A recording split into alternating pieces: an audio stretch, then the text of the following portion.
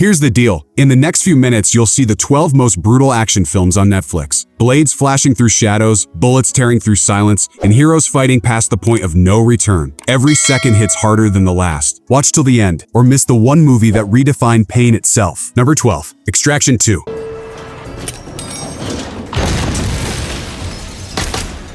Chris Hemsworth's character, Tyler Rake, should be resting, should be healing. He should be done with the dangerous life that almost killed him. But when someone begs him to save a gangster's family from a prison in Georgia, he suits up one more time. And what a rescue it is. This isn't your normal jailbreak. We're watching a 21-minute shot that never cuts from prison fights to rooftop chases to trains on fire. The camera moves through broken glass, over burning cars, and right into Rake's fists as he crashes through guards and criminals. His team helps him, the sharpshooter Nick and her brother Yaz, as they drag the family across frozen Europe while bad guys chase them. Every safe place becomes a trap. Every friend could turn evil. And Rake? He's bleeding, burning, and barely standing. The action never stops. The danger is real. And the fighting? It's Hemsworth at his toughest, throwing punches that make you close your eyes. Number 11. The Killer.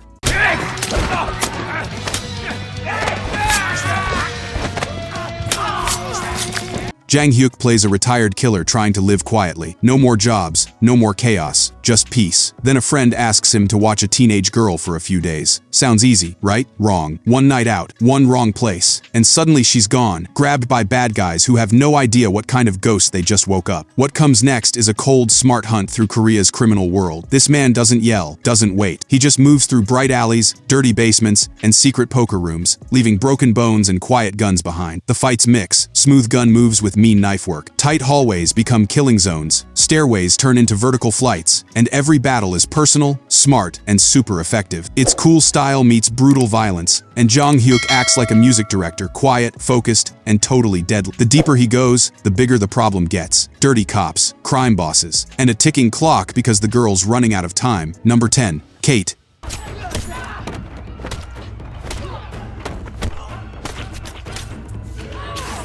Imagine waking up poisoned. You've got less than 24 hours before your body shuts down. And the only way to find who did it? Fight through Tokyo's entire crime world before time runs out. That's Kate. Mary Elizabeth Winstead plays a top assassin who gets poisoned after a job goes wrong. Now she's racing against her own body, every heartbeat counting down, every fight using up her last energy. She tears through the city like a dying star, bright nightclubs, dark hideouts, glowing buildings while dragging along a teenage girl connected to her last target. The girl has secrets. Her boss, played by Woody Harrelson, has his own plans. And Kate, she's got a gun, anger, and about 6 hours before the poison wins. The action is fast and stylish. Think John Wick meets Crank, covered in Tokyo's electric glow. Every punch hits harder because you know she's fading. Every bullet could be her last. Number 9. Kill Boksoon.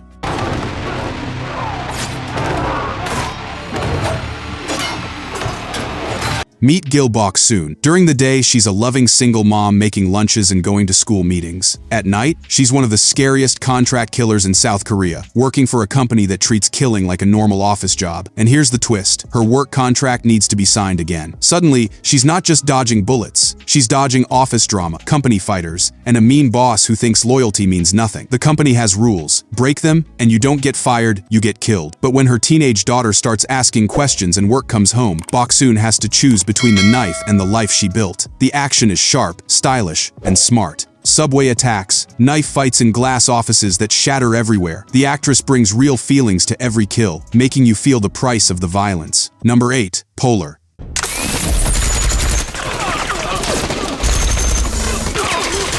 Mads Mikkelsen is Duncan Visla, the Black Kaiser, a legendary hitman weeks away from retirement and a huge money payout. His boss's answer? Kill him before writing the check. So they send a group of flashy, social media-loving young assassins to take out the old guy. Big mistake. Duncan goes to a snowy small town, trying to live quietly, making friends with his neighbor, a woman hurt by life like he is. But when the hunters come, the snow turns red. Polar is super stylish, bright, and really violent. Think comic books come to life with bone-crushing action. The kills are creative, graphic, and darkly funny. Duncan doesn't just survive, he creates a blood-covered symphony of revenge. Mads brings his signature coldness, making every move careful, every kill an art piece. The mix between quiet small-town life and explosive violence gives the movie a twisted beat. Number 7. Ballerina.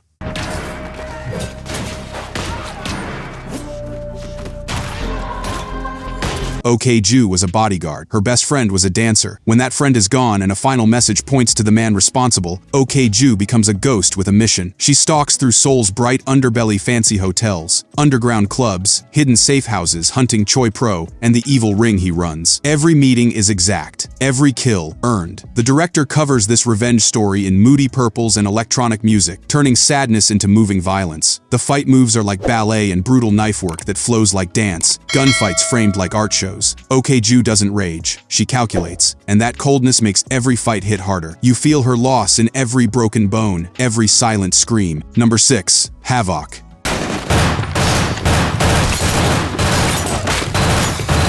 Director Gareth Evans, actor Tom Hardy. A detective is forced into the criminal world to save a politician's son after a drug deal explodes into chaos. That's all you need to know. This is going to hurt. Hardy plays a cop who has to go down into the city's criminal heart, moving through gang areas, dirty cops, and power players who'd rather bury him than let him win. And as he digs, he finds a secret plan that goes way beyond one missing kid. Evans brings his signature punishing fights, close battles in tight hallways, endless chases through dirty streets, and brutal hand-to-hand combat that feels real and desperate. Hardy's strength sells every punch. His detective isn't a superhero, he's a man breaking under pressure, fighting through blood and lies to do one good thing. It's gritty, moody, and unforgiving. Number 5. Carter.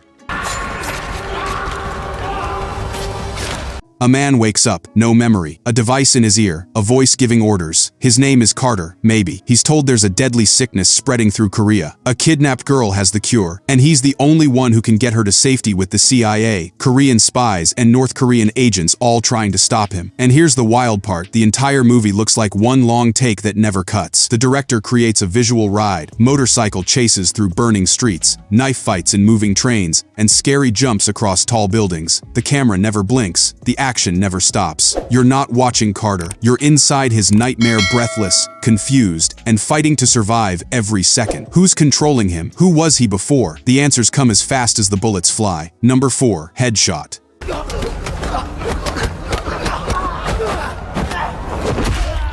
A body washes up on shore, no ID, barely alive. A young doctor named Aylin saves him, and for a while, there's peace. Then the nightmares start, pieces of a violent past, and when a feared crime lord named Lee learns the man survived, he sends killers. Iko Uwais stars as the memoryless fighter dragged back into a world of blood and martial arts. And when the squads come armed with knives, guns, and fists trained to kill, he remembers how to fight. The raid's violence meets emotional storytelling. Every fight is raw, physical, and tiring to watch. Bones break, bodies fall, and Uwais moves like water turned deadly. Aylin becomes his anchor, but she's also his target. To protect her, he has to face the monsters who made him, and the monster he might still be. It's visceral, heartbreaking, and beautifully violent. Number 3. Sisu.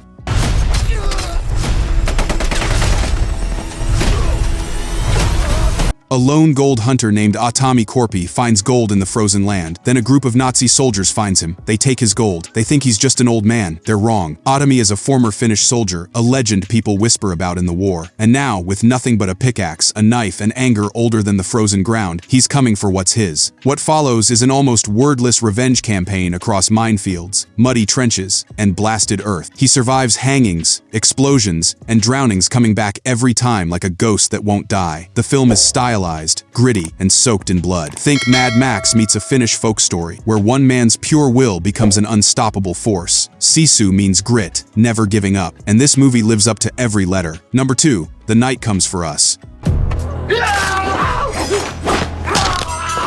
Ito is a crime gang enforcer, cold, good at his job, loyal, until he's ordered to kill a village, including a young girl. And for the first time, he says no. Now the entire crime gang wants him dead. With the child in his arms, Ito cuts a blood-soaked path through Jakarta's criminal world. Former friends become enemies, allies turn into killers, and every room he enters becomes a slaughterhouse. This is Indonesian action at its wildest. Machetes through skulls, meat hooks through spines, glass pieces, box cutters, and bare-knuckle fights that destroy entire apartments. Joe Taslim and Iko Uwais go head-to-head in a final fight so brutal it changes what action movies can be. It's not just violent, it's like opera, tragic, and totally exhausting. You feel every punch, every stab, every broken friendship. Number 1. The Raid. A falling-apart high-rise building in Jakarta, 30 floors, one crime boss at the top, A SWAT team was sent to bring him down quietly. Then the alarm sounds. Suddenly, rookie officer Rama and his team are trapped. No backup, no escape, just floor after floor of machete gangs, gunmen, and fighters who know the building better than they do. Director Gareth Evans strips action down to its raw, basic core. Tight stairways, dark hallways, running out of bullets, and Salat, the Indonesian martial art that turns elbows, knees, and fists into deadly weapons. Iko Uwais is amazing as Rama, fighting not for glory but survival. Every fight is desperate, brutal, and exhausting. You feel the walls closing in. You hear the footsteps above and below. You know there's no way out but through. The fight moves are perfect. The speed is relentless. The impact was huge. The Raid didn't just raise the bar for action films. It destroyed it and built it new. Everything since has been chasing what this film did in 2011. It's not just the most brutal action movie on Netflix. It's one of the most important action films ever made.